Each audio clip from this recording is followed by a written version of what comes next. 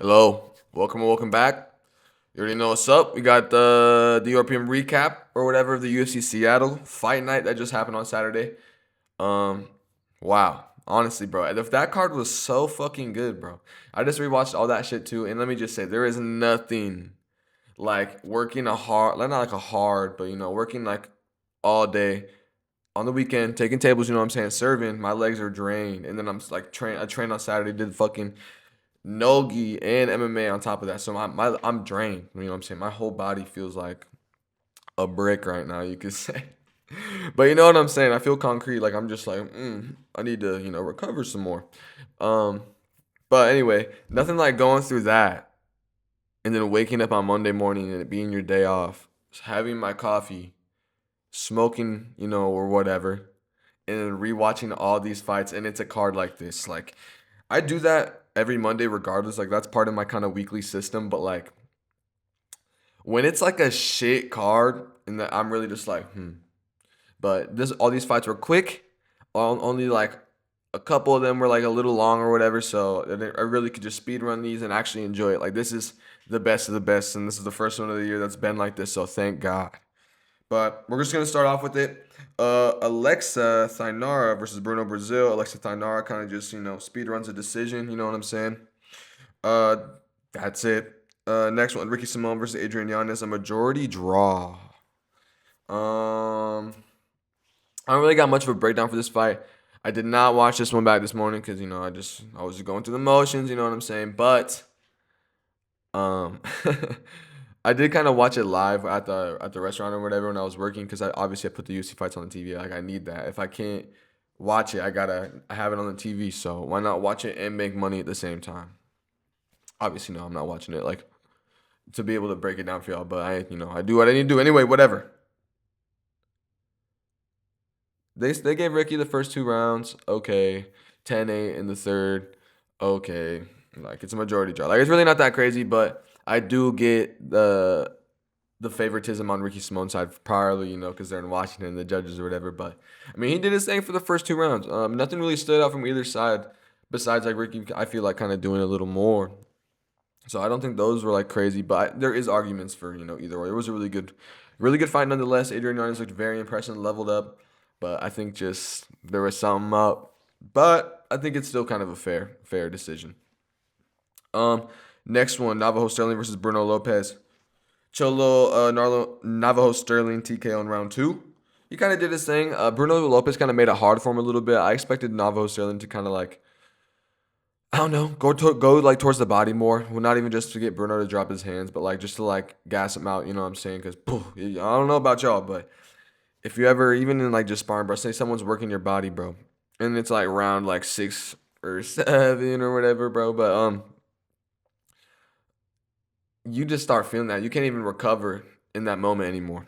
I mean, you can and you are obviously naturally because your body does that, but just like it's knocking all the wind out of you, especially if they not like they time it, but if when they throw the punch. I mean, if they time this, that's crazy. But when they throw the punch and say you're like breathing like out, and they knock all that wind out of you, it's fucked, man. So, I'm surprised he didn't kind of work the body more, but he did find that TKO. It was really good. He kind of did that, walked off and went.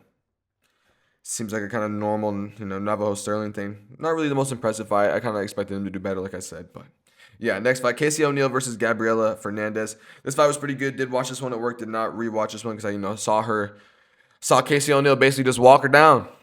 It was really nice. She actually showed up like she was ready to fight. That's one thing about them WMMA fights in this card was everybody showed up ready to scrap. Even Macy Barber and Alexa Grasso. Obviously, we'll get to that later, but there was another one too. Gabriela Fernandez kind of like was like she was kind of point fine a little bit. She was still going for them kill shots though, just a little bit. But Casey O'Neill was dead ass just walking them down. Like it was actually crazy. But then she TKO'd her up against the fence. Literally just ate across. Kind of hit her with another shot or whatever. The other girl's kind of just out of it. Not even go. Already wobbled. And then eats another cross and she's literally out. Falls back against the cage for a second. Wakes up. Whatever it is what it is. Very impressive performance by Casey O'Neill. No one expected that, and so that's amazing. Next one, Marcin Tybura versus Tyrell Fortune. I mean, Tyrell Fortune won, but they fucked up, the announcement or whatever. They literally had to make them both come back to, obviously give it to Tower Fortune because they gave it to Marcin Tybura initially, whatever. The fight was all right, man. It wasn't like that crazy. Like, there's literally nothing about that fight that I was like, oh, these guys stand out. Not even just like these guys. Obviously, Marcin Tybura has been like in, with the shits in the heavyweight division for a minute. Like, we all obviously, you know what I'm saying. He's like the Dan Ige of like heavyweight. So it's like, yo, you get through him, you could probably stay and hang around a heavyweight. So that doesn't really say much considering the heavyweight's that dog shit. But now we have Alex Pereira saving the heavyweight division. Because Tom Aspinall, not blaming Tom Aspinall, but just unfortunate circumstances. So, you know how it is. Next one, Chase Hooper versus Lance Gibson. Bro, Chase Hooper, pull up to ATT Sandy Springs and we'll get you educated in the clinch, my guy. This was bad, man. This was bad. I don't even know what to say. Bro got elbowed like crazy. Literally got dropped. Lance Gibson just sees that shit happen like, okay. Whips like 2 head kicks like crazy. They don't really connect, but it's hardest. But imagine like throwing a bat at someone's head and it kicks it through their hand. So, I mean, those probably felt. Chase obviously felt something from them. But then yeah, destroys him. I guess kind of after he threw those head kicks, Chase kind of shoots a little bit, honestly, to survive. Grabs on. Lance kind of stands up, but now he has like Chase like in a position where Chase's head is literally like in his nuts, bro. Lance, popping knees. It's over, bro. Chase got destroyed, man. Chase, you're unfamiliar with the clinch. Obviously, you're a jiu-jitsu god. I'm not trying to take away. You could probably destroy me or whatever, but we we need the leveling up to happen. We need heavy strength training. All right, not even just that. We need heavy clinch work, obviously, based off this, whatever. We need some more boxing classes in the rotation. We need to start doubling up on that jab to set up anything. Double up that jab to go to the body to set up a left hook. Double up on the jab just to throw a cross behind it. You know what I'm saying? Just let's start working the jab.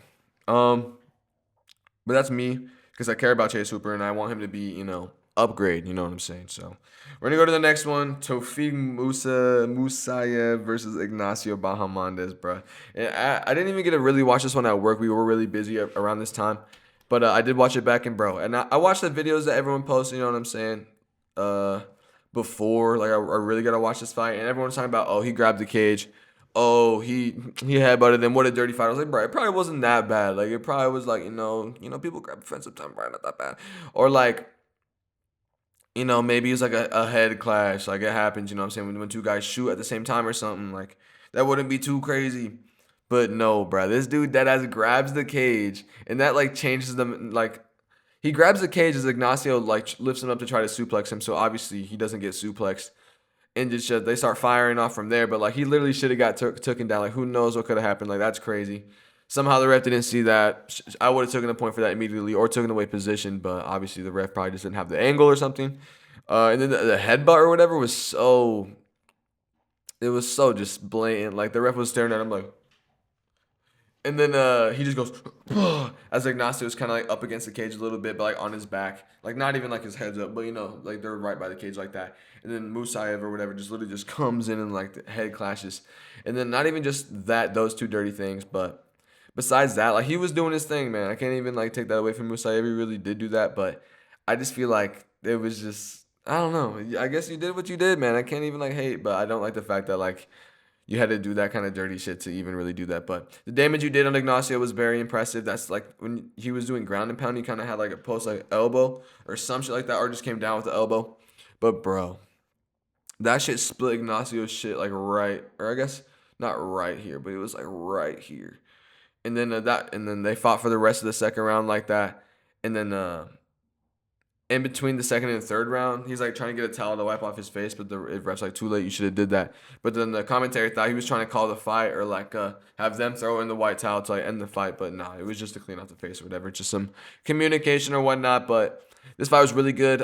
Ignacio did drop Musayev in the first round with the crazy too. It just dropped his ass.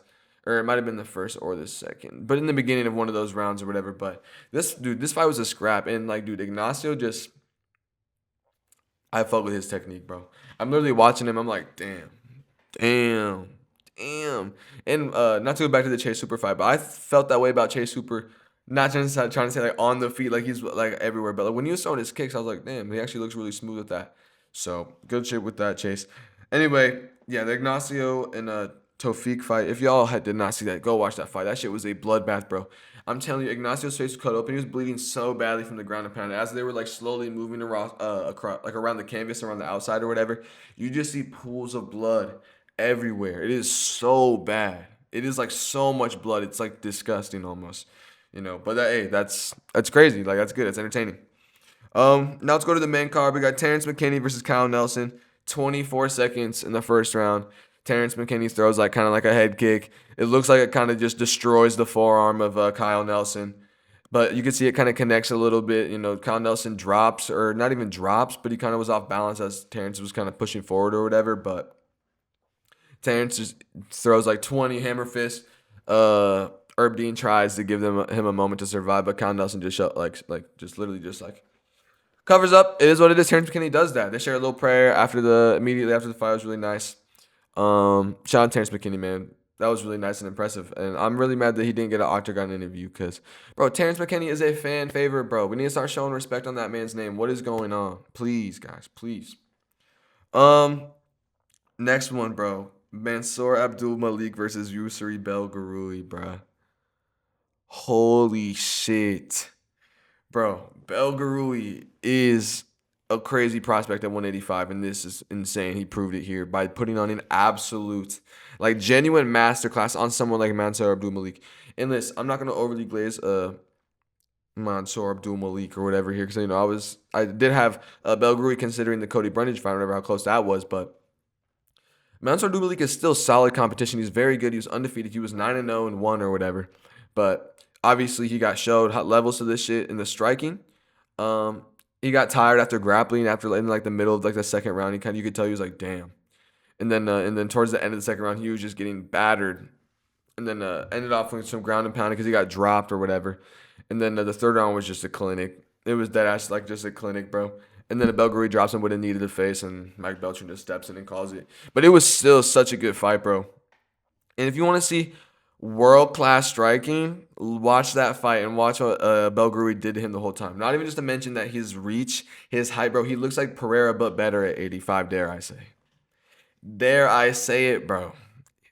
Anyway, Pereira is coaching him. He's in Connecticut with the boys, the Freemasons or whatever. I'm just playing. But seriously, bro, this was such a good fight. Like when I tell you, like this was world class striking at its finest against solid competition like Mansoor Abdul Malik in the middleweight division, which is starving, or I guess it isn't starving anymore, but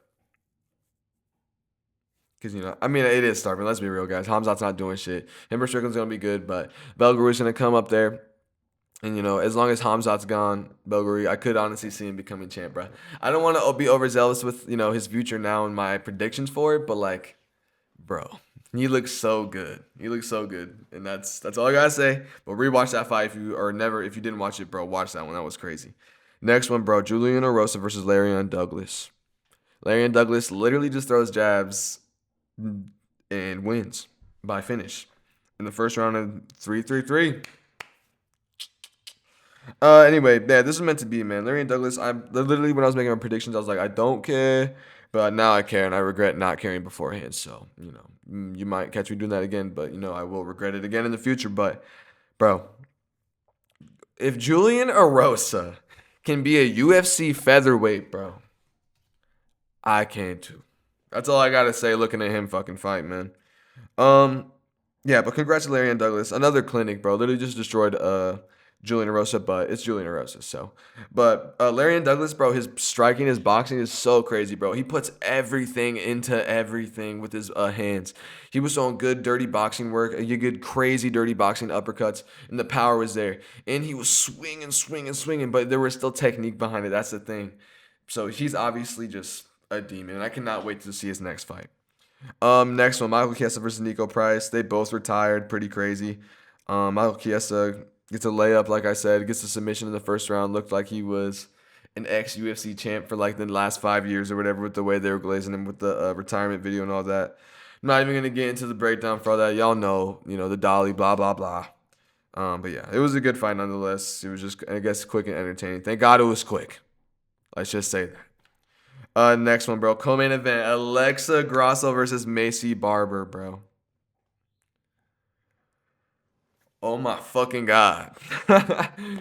And I'm not even gonna. I hate to bring up, what Guru says or whatever, but do we think that it was a white girl moment or not? I mean, when I was watching that out, bro, and I could not wait to see this or like tell this to you guys. I was watching this fight at the restaurant or whatever. It was towards the end of the night. It was slow. I was watching it. I had John from Blue Top pulling up, watching it at the bar. Not that he pulled up to watch that fight, but he was there and just like witnessed that murder. And I had literally, I was like, oh my fucking god, what the fuck? Like in the back or whatever, everyone in the bar's like, oh my god, what? And they look at the TV, they're like, they just see Macy Barber like on the ground, bro, dead. That shit is crazy, but I don't know. I think she definitely got dropped, gotten put out with that hook that Grasso threw on the way down. Wrapped up, choked, so no blood is going to her head for a good like 3 seconds. And that shit is tight as fuck. You see Grasso putting everything into it with her Mexican ass, bro. And then Macy Barber kind of like is awakened or whatever, grabs Mike Beltran's leg. Mike Beltran kind of like taps or whatever. Then Macy Barber, and this is where like the white girl moment comes in. If that is the case, whatever. I only have like 93 subs, but I don't know anything. But as she kind of just lays back, and that's when she looks dead. But she's blinking. Not initially. A little bit, like a minute after she's out, bro. She was out for like 2 minutes, bro. I shit you not. Maybe even 3. But sorry, I'm gonna stay close to the mic so y'all can hear me, bro. But what else do I even say? Was she faking it? I don't know, because she was blinking at one point. She was moving her eyes. I don't know. I never personally have regained back from not having my conscious. You know what I mean? But, who knows? That shit was brutal, bro. It literally looked like she died, and everyone at the bar was like, oh my god. But Alexa Grasso did her dirty like crazy. But yeah, that fight was really good too, man. All these were finishes, bro. And I tell you, like, thank God this card was so good. And let's go to the main event real quick, man. Not too much to say about it, man. Unfortunately, Israel Adesanya gets TKO'd. Joe Pyfer gets the back, just dun, dun, dun, dun, dun. Not that crazy, but Joe Pyfer needed this, man. In the post-fight interview, he was talking about how he almost killed himself, he almost committed, if we'll say. A couple weeks ago, obviously he's going through it. Mental health is serious, guys. Serious moment, no jokes. Looks like Joe Pyfer needed this moment, but he said he found God, and look what God brought him today, a win over a former 2-time middleweight champion. So that puts a stock up there. Joe Pyfer's in the top 5. What a great time to be alive, Joe. What a great time to be alive. That was all you. That was deadass all you. Not to take away from Israel, though. He deadass looked really crazy. He hit Joe Pyfer with a clean knee to the face on some kickboxing shit. Not even that. He was beating up that leg.